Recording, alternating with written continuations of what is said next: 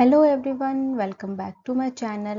And आज हम पढ़ने वाले हैं क्लास 9th बायोलॉजी का chapter improvement in food resources. तो इस चैप्टर के हमने कुछ टॉपिक्स जो है वो प्रीवियस वीडियोस में कवर किए हैं, जिसमें हमने प्रोडक्शन ऑफ क्रॉप्स जो डिपेंड करता है 3 फैक्टर्स पर, तो उसका जो न्यूट्रिएंट वाला फैक्टर है ये हमने हमारे प्रीवियस वीडियो में कवर कर लिया है। In this video we will cover the irrigation, the second factor on which the production of crop depends. So let's start. So सबसे पहले हम देखते हैं कि इरिगेशन जो है वो इम्पॉर्टेंट क्यों है। तो इरिगेशन है वो इम्पॉर्टेंट इसलिए भी है क्योंकि ये क्या करता है, जो क्रॉप प्लांट होते हैं, जो सीड्स होते हैं, उनके जर्मिनेशन में बहुत हेल्प करता है, क्योंकि ये मॉइस्चर प्रोवाइड करता है। एंड ऑल्सो क्या करता है, ये जो प्लांट्स होते हैं वो रूट से क्या करते हैं, मिनरल और न्यूट्रिएंट्स को क्या करते हैं, एब्जॉर्ब करते हैं। किसकी मदद से? तो वाटर की मदद से, राइट। अब देखो, हम इंडिया का जो क्लाइमेट है वो बहुत वास्ट है और हम हमेशा रेनफॉल पे डिपेंड नहीं रह सकते कि रेन होगी एंड हमारा क्रॉप जो है वो इरिगेट होगा। तो इसलिए पौधों की सिंचाई के लिए हम क्या करते हैं, हम इरिगेशन करते हैं, क्योंकि रेन जो है हमेशा जो है रेनफॉल जो है वो टाइम पर नहीं हुई हो पाती है। तो इससे क्या होगा, अगर हम रेन पे डिपेंड रहेंगे तो जो फसल है हमारी लगी हुई, अगर रेन नहीं होती है तो वो फसल हमारी क्या होगी, डैमेज होगी, उनका ग्रोथ और डेवलपमेंट नहीं होगा और जो प्रोडक्टिविटी है वो क्या होगी, वो लेस होगी। और क्या हो सकता है, जो इरिगेशन है ना वो सॉइल की जो फर्टिलिटी है उसको इंक्रीज भी करती है, और जो भी हमारे वीड ग्रोथ हैं, जो भी हम ग्रेन फील्ड में जो भी वीड्स जो आ जाते हैं, उनके जो ग्रोथ है उसको भी ये सप्रेस कर देती है। तो इस वजह से हम क्या करते हैं, इरिगेशन करते हैं। तो अब बात आती है इरिगेशन होता क्या है। सप्लाई ऑफ कंट्रोल और sufficient amount of water to crop through man made water sources और natural sources like wells, canals, tanks and rivers. तो इरिगेशन क्या होती है, सप्लाई ऑफ कंट्रोल और सफिशिएंट अमाउंट। अगर हम एक्सेस भी इरिगेशन कर देंगे तो वो भी हमारे क्रॉप्स के लिए क्या है, हार्मफुल हो जाएगी, क्योंकि बहुत सारे क्रॉप्स भी होते हैं जो अधिक पानी को क्या करते हैं, टॉलरेट नहीं कर पाते हैं, जिसकी वजह से क्या होते हैं, वो डैमेज हो जाते हैं। तो इसीलिए इरिगेशन में supply of control and sufficient amount of water क्या है, इम्पॉर्टेंट है, कि आप कितना पानी दे रहे हो, उस क्रॉप को कितनी जरूरत है। एक्सेस दे देने से भी क्या होगा, हमारा क्रॉप क्या होगा, वो डैमेज हो जाएगा। तो हम क्या करते हैं, जो फार्मर्स होते हैं वो क्या करते हैं, या तो वो खुद से बनाए हुए, जैसे हम क्या कहते हैं, हैंड पंप, वेल्स, ये सब क्या करते हैं, हम खुद से डिग कर बनाते हैं, या फिर या तो वो रिवर आसपास में, अगर उनका जहाँ पर फार्मिंग लैंड है उसके आसपास रिवर है, तो फिर वो उसको यूटिलाइज करके क्या करते हैं, इरिगेशन वर्क करते हैं। सबसे पहले हम देखते हैं वेल्स। तो ये क्या है, मैन मेड है, ये मैन मेड वाटर सोर्स है। ओके, सो वेल्स भी 2 टाइप्स के होते हैं, dug Wales and tube wells. आपने देखा होगा इस टाइप के वेल्स को और ट्यूब वेल्स को भी, आपने इन दोनों को देखा होगा। सो अब हम देखते हैं डग वेल्स क्या होते हैं। Dug wells are the wells from which we pull the water through a bucket और एनीथिंग। आपने गांव घर में देखा होगा, अगर आप कभी विलेज गए होंगे तो मोस्टली वहां पर आपको वेल्स दिखते हैं। तो इसमें हम क्या करते हैं, एक बकेट है वो उसको डालते हैं और वहां से हम पानी खींचते हैं। तो ये वाला जो इरिगेशन सिस्टम है ये थोड़ा ट्रेडिशनल है, और ये थोड़े छोटे, जब आपका लैंड फार्म जो फार्मिंग लैंड है अगर वो छोटा एरिया है तो उसके लिए तो ये ठीक है, बट अगर आपका फार्मिंग लैंड बहुत बड़ा है, लैंड एरिया ज़्यादा है, तो फिर उसके लिए ये ट्रेडिशनल मेथड, ये जो डग वेल्स है सिस्टम, वो बकेट से पानी खींचकर सिंचाई करना, ये आपके लिए वर्दी नहीं हो पाता, क्योंकि ये टाइम टेकिंग हो जाता है। It's not deep, it's closer to the earth layer. और ये आप डगवेल्स जो होते हैं वो बहुत ज़्यादा एकदम अंदर तक नहीं होते हैं, ये अर्थ लेयर जो होता है उसके क्लोजेस्ट होते हैं। Now, the second is tube wells. Tube wells can trap water from deeper strata. ये जो ट्यूबवेल्स होते हैं वो डकवेल से ज़्यादा डीप जाते हैं, जहाँ पे एक्विफर्स होते हैं वहाँ तक हम इनका पाइप जो है वो डालते हैं, एंड देन वहाँ से जो पानी है वो हम वहाँ से खींचते हैं। Tubewells are pipes bored into the ground to draw water from underground water, और जो पाइप गई है वो वहाँ से अंडरग्राउंड वाटर जो है वही हम क्या करते हैं, यूज करते हैं टू इरिगेट। सो डगवेल्स जो होते हैं वो ज़्यादा डिपर नहीं होते हैं, ट्यूबवेल्स जो होते हैं वो डिपर स्ट्रेटा तक होते हैं। ट्यूबवेल पाइप्स को हम क्या करते हैं, एकदम अंदर जहाँ पे एक्विफर्स होता है वहाँ तक उसको हम क्या करते हैं, डिग करते हैं, एंड देन पाइप के थ्रू हम अंडरग्राउंड वाटर को निकालते हैं। Now the second one is canal. Canal क्या होते हैं, एक्सटेंसिव इरिगेशन सिस्टम। जैसे हमने बताया जो ट्यूबवेल है या फिर जो हमारे डगवेल्स हैं, इससे क्या होता है, अगर आपका बहुत लार्ज एरिया में आपका फार्म है तो आप उसको इरिगेशन नहीं कर पाओगे सही से, तो इसके लिए क्या करते हैं फार्मर्स, केनाल सिस्टम यूज करते हैं to irrigate the field. It is an open waterway which receive water from one or more reservoir or from rivers and further it is divided into branches to irrigate the field. जैसे आप देखो ये क्या है, suppose ये river है या कोई रिजर्वॉयर है, तो यहाँ से आप देखो यहाँ से छोटे छोटे क्या है, केनाल्स हैं। इस केनाल्स के थ्रू वाटर जो है हमारे क्रॉप फील्ड में जा रहा है, यानी कि हम हमारे क्रॉप्स को सिंचाई करने के लिए इस तरह से बने हुए केनाल से क्या कर रहे हैं, इरिगेट कर रहे हैं हमारे फील्ड को। एक रिजर्वॉयर रहता है या फिर रिवर हो, उससे क्या होता है, it is divided into branches. अब आप यहाँ देखो यहाँ पे डिफरेंट डिफरेंट ब्रांचेस डिवाइडेड है, यही है हमारे केनाल्स, और इसी को हम यूज करते हैं किस लिए, टू इरिगेट द फील्ड। आप यहाँ देखो ये सपोज रिवर है, तो यहाँ से देखो यहाँ से आपके क्या है, ब्रांचेस गए हैं, यहाँ से यहाँ से यहाँ से, तो ये क्या हो रहे हैं, छोटे छोटे जो है ब्रांच डिवाइड हो गए हैं, और इसी को हम यूज करते हैं फील्ड को इरिगेट करने के लिए। The third one is river lift system. It is used in areas where canal system is insufficient to irrigate. अब canal system भी insufficient है अगर किसी crop field को irrigate करने के लिए, वो बहुत ज़्यादा और भी ज़्यादा extensive है, तब हम use करते हैं river lift system का। In river lift system, pump directly pulls water from river and help in irrigation areas near the river.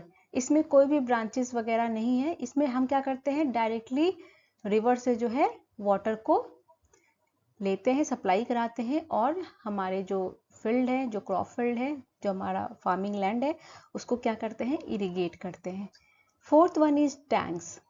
Tanks are small water reservoir. देखो इन दिस फिगर ये क्या है, टैंक है, ये दिख रहा है आपको, small reservoir. It stores rain water and it provide faster irrigation. अब जब कभी रेन होगी तो इसमें क्या होगा, पानी कलेक्ट हो जाएगा, स्टोर हो जाएगा।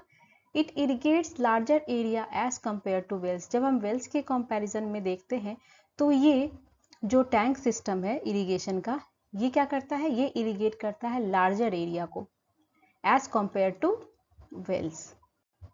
अब हम कुछ फ्रेश इनिशिएटिव को देखते हैं। इस फ्रेश इनिशिएटिव में कौन से आते हैं, तो एक आता है हमारा rain water harvesting and the second one is watershed management. So इस रेन वाटर हार्वेस्टिंग में ही हमारा क्या आ जाता है, चेक डैम्स ऑन रिवर। जो भी डैम्स बनते हैं रिवर पे वो भी हमारा रेन वाटर हार्वेस्टिंग में आ जाता है। Check dams are small barrier built across the direction of flow of river and stream for water harvesting. अब वाटर हार्वेस्ट करने के लिए हम क्या करते हैं, सपोज ये कोई रिवर है और ये इस डायरेक्शन में फ्लो हो रही है, तो हम इसी डायरेक्शन के अक्रॉस एक बैरियर बिल्ड कर देते हैं। किस लिए करते हैं, फॉर वाटर हार्वेस्टिंग, वाटर के संग्रह के लिए। इसी को हम क्या कहते हैं, चेक डैम्स कहते हैं। अब रेन वाटर हार्वेस्टिंग क्या होता है, किस में हेल्प करता है, helps in increasing ground water level. जो रेन वाटर हार्वेस्ट करते हैं उससे हम क्या करते हैं, ग्राउंड वाटर को रिचार्ज कर सकते हैं, राइट, उसका जो लेवल है उसको इंक्रीज कर सकते हैं। Stop rain water to flow away and also reduce the soil erosion. अब बेकार फालतू में जो रेन वाटर फ्लो अवे हो जाता है और साथ ही साथ जब वो फ्लो होता है तो वो क्या करता है, अपने साथ मिट्टी को भी बहा ले जाता है। तो इस तरह से अगर हम रेन वाटर को हार्वेस्ट करते हैं, उसको हम संग्रह करते हैं, तो हम रेन वाटर को यूं ही बहने जाने नहीं देते और इससे क्या होता है, हमारा सॉइल इरोजन भी रिड्यूस हो जाता है। Dams retain excess water flow during monsoon. जो डैम्स बनते हैं ये क्या करते हैं, जब मानसून आता है, जब बहुत बारिश होती है, तो जो एक्सेस वाटर फ्लो है ना, ये उसको भी कंट्रोल करके रखता है। In a small catchment area behind this dams. अब इसी डैम्स के पीछे में क्या होते हैं, स्मॉल कैचमेंट एरिया होते हैं। कैचमेंट एरिया क्या होते हैं, जहाँ पे हम वाटर को क्या करते हैं, स्टोर करते हैं। तो ये क्या करते हैं, dams retain excess water flow during monsoon rains in a small catchment area behind this dams. Now हम देखते हैं वाटरशेड मैनेजमेंट। तो सबसे पहले तो वाटरशेड क्या होता है। A watershed is an area of land that drains water into a specific water body such as river और ओशियन। तो वाटरशेड क्या होता है, एक लैंड का एरिया होता है जो क्या करता है, वाटर को ड्रेन करता है। किसमें, तो किसी भी स्पेसिफिक वाटर बॉडी, या तो वो रिवर भी हो सकती है या फिर वो ओशियन भी हो सकती है। तो इसको हम समझते हैं ऐसे, जैसे सपोज बारिश होती है तो क्या हुआ, तो सपोज ये एक लैंड एरिया है। इस पार्ट में हम देखते हैं कि सपोज ये बारिश हो रही है, तो अब क्या होगा, कुछ बारिश का जो पानी है, कुछ रेन वाटर क्या है, वो क्या होगा, पर्कोलेशन के थ्रू अंदर चला जाएगा, इनफिल्ट्रेशन हो जाएगा, रिस रिस के वो अंडरग्राउंड वाटर बन जाएगा, वो जमीन के अंदर चला जाएगा। अब यहाँ पर क्या है, यहाँ पर ओवरलोड हो गया वाटर का। तो जब ओवरलोड हो गया तो ये भी अब यहाँ से बहना स्टार्ट हो जाएगी, ये वाटर यहाँ से बहना स्टार्ट हो जाएगा। सपोज यहाँ पर कोई और लैंड एरिया है, वहां से भी बहना स्टार्ट हो जाएगा ये, और ये सब मिलकर एक जगह फिर इकट्ठा होने लगेंगे।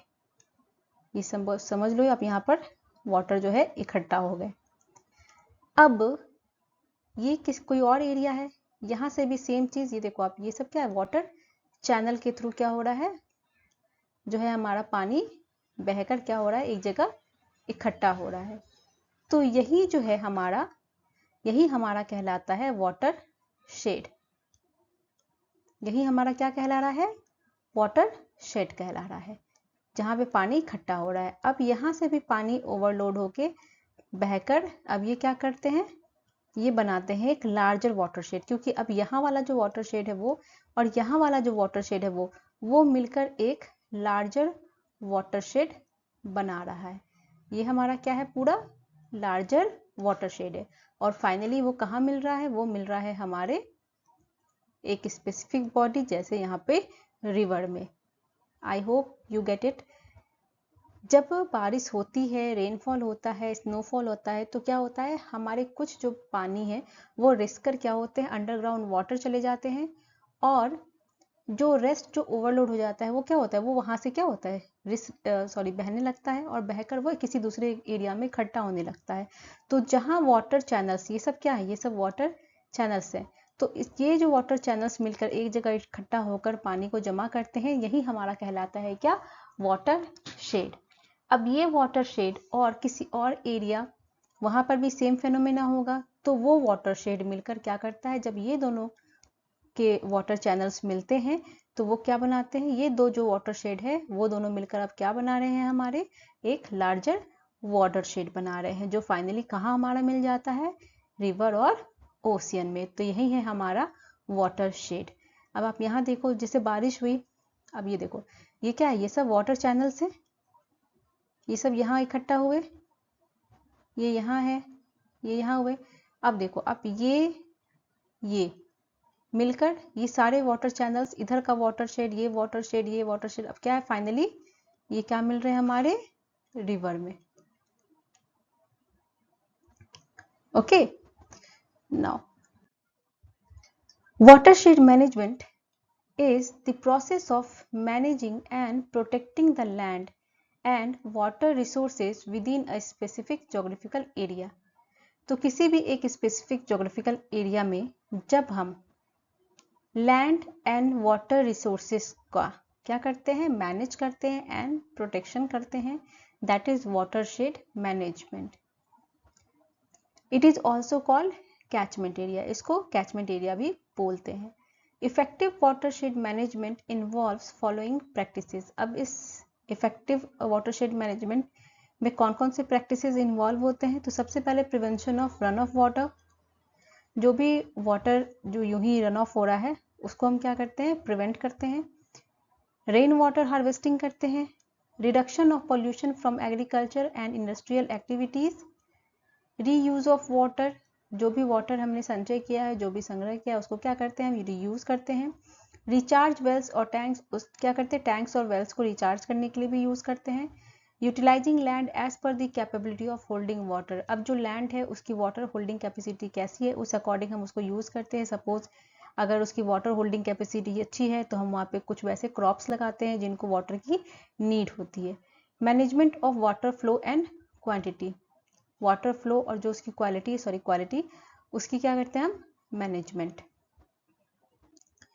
Community engagement and education. अब ये किसी एक इंसान इंडिविजुअल के बेस पे नहीं हो पाएगा, तो क्या होता है? कम्युनिटी इंगेजमेंट होती है। एंड एजुकेशन, इसके बारे में बताना। Benefits of watershed management. Benefits क्या है वाटरशेड मैनेजमेंट के? Enhance aquatic habitat such as ponds etcetera. तो जैसे हम क्या करते हैं, जब हम किसी लैंड जो भी एरिया है उसमें क्या, अगर हमने वहाँ पे वाटरशेड मैनेजमेंट किया है तो हम क्या कर सकते हैं? वहाँ पर जो भी एक्वेटिक हैबिटेट्स है उसको वहाँ पर इंक्रीज कर सकते हैं, इन्हांस कर सकते हैं। जैसे हम पॉन्ड्स क्रिएट कर सकते हैं। Control flood and drought. अब एक्सेस जो फ्लड हो जाता है या फिर कहीं सूखा पड़ जाता है तो इसको भी हम क्या कर सकते हैं? कंट्रोल कर सकते हैं। Better land use planning. जो लैंड है उसमें जैसे हमने देखा कि जो भी लैंड है उसकी वाटर होल्डिंग कैपेसिटी कैसी है या वो लैंड कैसा है, तो उसके अकॉर्डिंग हम उसका बेटर यूज़ की प्लानिंग कर सकते हैं। इंक्रीज क्रॉप कल्टीवेशन एरिया, जो क्रॉप कल्टीवेशन एरिया है उसको इंक्रीज कर सकते हैं।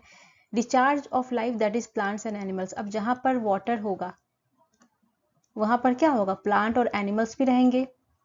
Recreation of forest, pond, wild life etcetera. तो जहाँ हम क्या कर सकते हैं, उस एरिया में जहाँ पर हमने इस टाइप की मैनेजमेंट की प्रैक्टिसेस करी है उस वहाँ पर क्या क्रिएट कर सकते हैं? हम रिक्रिएट कर सकते हैं forest, pond, wild life etcetera. So हमने देखा कि प्रोडक्शन ऑफ क्रॉप जो है वो हमारे 3 फैक्टर्स पर डिपेंड करता है, जिसमें से हमने न्यूट्रिएंट्स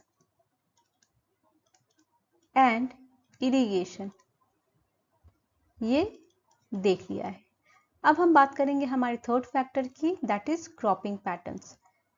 सो क्रॉपिंग पैटर्न्स जो है वो फार्मर्स यूज क्यों करते हैं? For maximum benefit and maximum use of land for production of crop. अगर आप क्रॉपिंग पैटर्न्स यूज करते हो तो आपको उससे मैक्सिमम बेनिफिट होगा और साथ ही साथ आप मैक्सिमम यूज कर पाओगे आपके जो भी फार्मिंग लैंड है उसको। तो इसलिए हम यूज करते हैं क्रॉपिंग पैटर्न्स। तो ये जो क्रॉपिंग पैटर्न्स होते हैं वो मेनली 3 टाइप्स के होते हैं, mixed cropping, intercropping and crop rotation. तो मिक्स्ड क्रॉपिंग जैसा नाम से पता चल रहा है, इसमें हम 2 या 2 से ज्यादा, 3, 4, 5 है ना, तो ऐसे क्रॉप्स को मिक्स करके लगाते हैं on the same field at the same time. But यहाँ पे कोई डेफिनेट पैटर्न हम यूज नहीं करते उनको लगाने का, बस हम उनको मिक्स करके लगाते हैं। सेकेंड है हमारा इंटरक्रॉपिंग। इंटरक्रॉपिंग क्या होता है? जब हम 2 या 2 से ज़्यादा क्रॉप्स को एक डेफिनेट पैटर्न में लगाते हैं on the same plot at the same time, that is called intercropping. आप इस फिगर में देखो, यहाँ पर एक क्रॉप है, ये सेकेंड क्रॉप है, ये थर्ड क्रॉप है। तो इस तरह से क्या है, हमने एक डेफिनेट पैटर्न में लगाया है, फिर हम रिपीट करेंगे तो एक डेफिनेट पैटर्न बनता चला जाएगा। तो इंटरक्रॉपिंग में भी हम 2 या 2 से ज्यादा क्रॉप्स को लगाते हैं, बट यहाँ पर क्या होता है, एक डेफिनेट पैटर्न होता है, पर यहाँ पर कोई ऐसा डेफिनेट पैटर्न नहीं होता। क्रॉप रोटेशन क्या होता है? क्रॉप रोटेशन में होता है हमारा practice of planting different crops. Crop rotation में जो फार्मर है वो क्या करता है, प्लांट करता है डिफरेंट क्रॉप्स को on the same plot in every growing season. Same plot इनका सेम है, प्लॉट क्या है, सेम है क्रॉप रोटेशन में, बट एक ग्रोइंग सीजन में सपोज इन्होंने पीज लगाया तो नेक्स्ट ग्रोइंग सीजन में ये टोमेटोज लगाएंगे, एंड फिर उसके बाद नेक्स्ट ग्रोइंग सीजन में वो क्रॉप थर्ड लगाएंगे कुछ भी, ठीक है। तो क्रॉप रोटेशन में हम क्रॉप की क्या करते हैं, रोटेशन करके उनको इन ईच ग्रोइंग सीजन हम उनको रोटेट करके लगाते हैं। अब हम इन तीनों के बीच का डिफरेंस देख लेते हैं। मिक्स्ड क्रॉपिंग क्या है, when two or more crops grown on the same field at the same time. Intercropping, when two or more crops grown on the same field at the same time in a definite pattern. इसमें एक definite pattern होता है। Growing a series of two or more different kinds of crops on a piece of land, same piece of land, in a pre-plant succession. मतलब हम उसको pre plant करके लगाते हैं। तो हमारा क्या होता है, जो सीजन्स होते हैं वो अच्छे से यूटिलाइज हो जाते हैं क्योंकि हम क्रॉप को रोटेट करके लगाते हैं।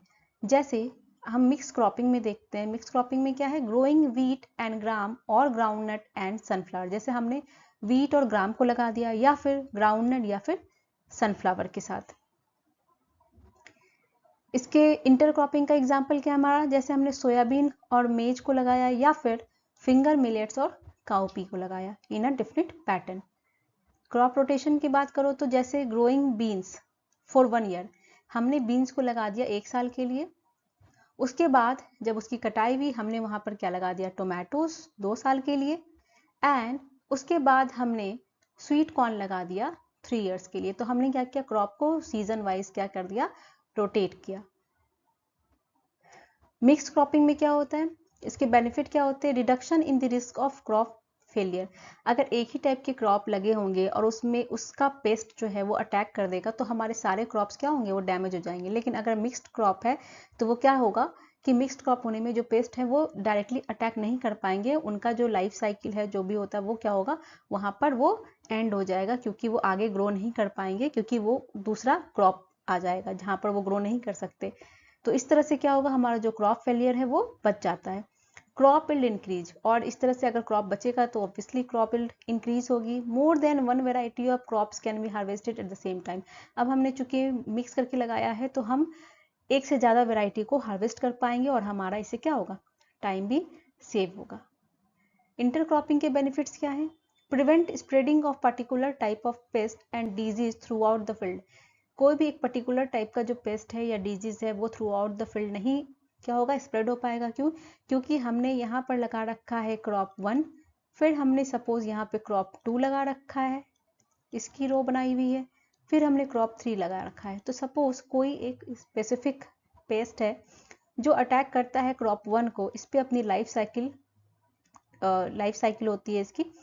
तो जब ये आगे बढ़ेगा तो इसके पास दूसरा क्रॉप आ जाएगा जिसके लिए ये स्पेसिफिक नहीं है, तो क्या होगा, इसकी लाइफ साइकिल इनहिबिट हो जाएगी।